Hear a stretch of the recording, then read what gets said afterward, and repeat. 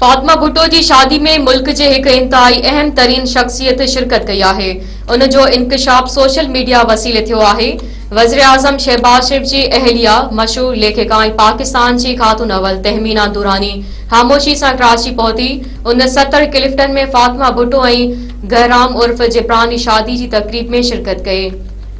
इन अड़ी तस्वीर पंहिंजे ट्विटर हैंडलर्स ते भी शेयर कई है। तहमीना दुरानी लिखियो है तो फातिमा भुट्टो ऐं जिब्रानी शादी समूरी कौम लाइ सादगी अख्तियार करण जो अहम पैगाम दिनो है। जुल्फिकार अली भुट्टो जी 70 क्लिफ्टन वारी लाइब्रेरी में कायम थियल ही मिसाल हाणे नओं ट्रेड बणजण घुर्जे। याद रहे तो तहमीना दुरानी भी फातिमा भुट्टो वांगर लेखिका है ऐं वो मुल्क अंदर तोड़े बाहर मुख्तलिफ लिटरेचर फेस्टिवल्स में एक बे से मुलाकातूं कंदी रहंदियूं आहिनि। तहमीना दुरानी जो अगूणो विर गुलाम मुस्तफ़ा खर जुल्फिकार अली भुट्टे जो वेझो साथी रहियो हो।